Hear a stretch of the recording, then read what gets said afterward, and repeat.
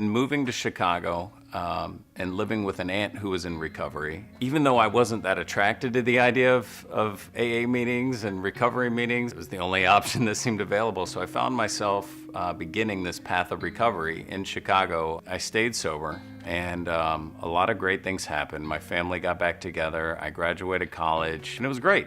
All these good things happened.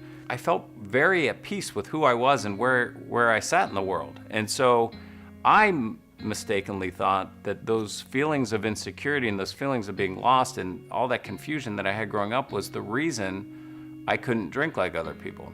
And so I thought, since I'd solved these issues, obviously I had solved any problem with alcohol or drugs, and I can now go out and have a beer with a person, and it wouldn't have any power over me. So I was probably about 4 or 5 years into sobriety that I made a conscious decision to do a little experiment and see if I could drink again.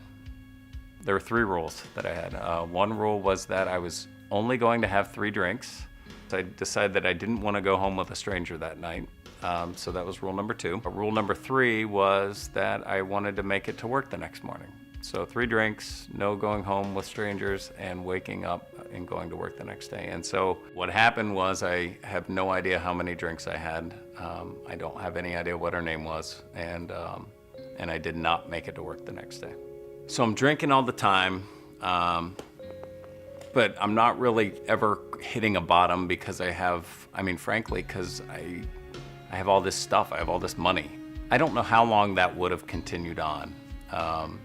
Had I not been tricked into trying cocaine one evening. And by tricked, I mean I was drunk, and someone laid out a pile of cocaine, and I did a big Stevie Nicks rail, and instantly I knew this was going to be a problem. And the thing about cocaine and later on crack is that it will instantly, no matter how much you have, it will take it away.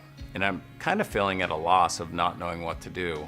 And so I called a friend of mine, Grant, and I saw that he had something that I didn't have. He was open to talk about anything I wanted to talk about. And I wanted to talk about God. He suggested that maybe I should try going to a church.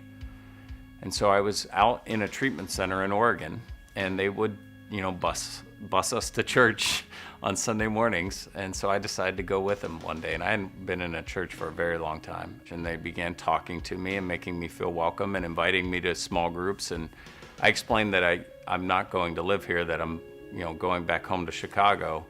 And the couple that I was talking to said, "Oh, that's great. We have a daughter that lives in Naperville. You should probably talk to her. She happens to be visiting this weekend." Turns out she goes to the very church that I was thinking about going to check out, and she invited me to come. And to this day, I have no idea who she was or who they were. None. I don't recall, but that began me coming back to church and finding my way back to God. Not only am I not drinking and doing drugs, but I've now found my way back to God. I'm attending church. My career is great. It's never been better. I'm serving with this high school students, and I end up meeting a girl there who's today my wife. So frankly, I'm on top of the world. Things couldn't get much better than they were going. And so I forget to pay attention to the fact that even though everything's good, there's still certain things I shouldn't do in life. And suddenly I find myself thinking, as we're out to dinner one night, that maybe it's a good idea if I order a glass of wine with dinner.